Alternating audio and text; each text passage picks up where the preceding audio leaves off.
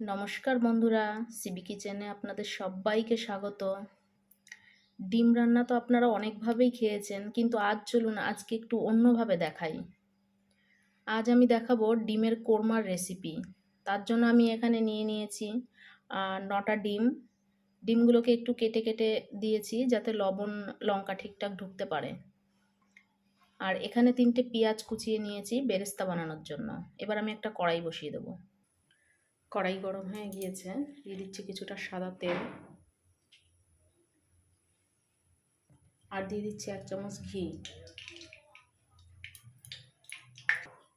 এর মধ্যে পেঁয়াজগুলোকে আমি দিয়ে দিচ্ছি।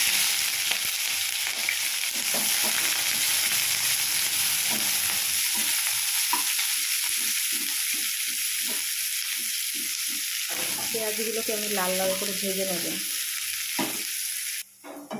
দেখুন পেঁয়াজটা খুব সুন্দর করে ভেজে নিয়েছি। এবার আমি পেঁয়াজগুলোকে তুলে নেব। এবার ওই একই তেলের মধ্যে আমি ডিমগুলোকে ভেজে নেব।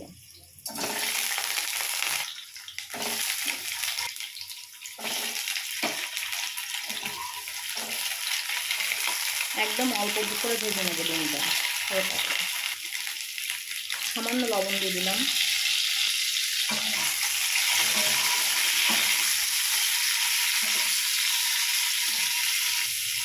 ডিমগুলোকে নামিয়ে নেব।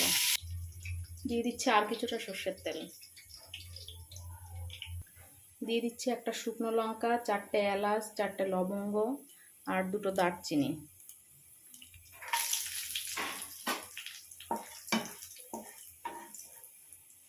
দিয়ে দিচ্ছি আমি যে পেঁয়াজটা বেটে নিয়েছি পেঁয়াজ, দিয়ে একটু জল দিয়ে দিচ্ছি। দিয়ে দিচ্ছি 1 চামচ আদা বাটা, 1 চামচ রসুন বাটা আর দিয়ে দিচ্ছি সামান্য লাল লঙ্কার গুঁড়ো। এতে আমি হলুদ ব্যবহার করব না। এবার আমি মিশিয়ে নেব। 2 মিনিট আমি মশলাটাকে কষিয়ে নেব যাতে আদা রসুন পেঁয়াজের গন্ধটা চলে যায়। এর মধ্যে আমি দিয়ে দিচ্ছি ডিমগুলোকে আমি 2 মিনিট এইভাবে নাড়াচাড়া করে নেব। এখানে আমি 10টা কাজু বাদাম বেটে নিয়েছি, আমি দিয়ে দিচ্ছি কাজু বাদাম বাটাটাকে।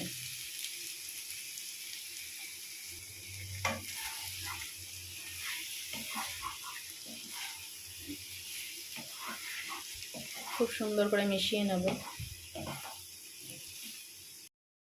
4 চামচ মতন দইটাকে আমি ফেটিয়ে নিয়েছি ভালো করে। চাইলে আপনারা দুধ দিয়েও করতে পারেন।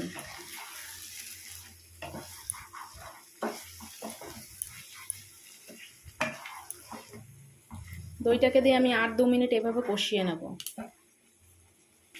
দিয়ে দিচ্ছি সামান্য জল, দিয়ে দিচ্ছি স্বাদ মতো নুন।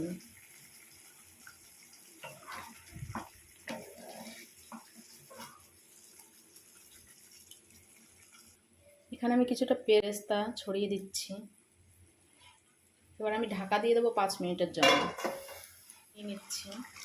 দিয়ে দিচ্ছি 4টে কাঁচা লঙ্কা আর 2 মিনিটের জন্য আমি ঢেকে দিচ্ছি। ঢাকনাটা নামিয়ে নিচ্ছি। আমার রান্নাটাও তৈরি হয়ে গিয়েছে।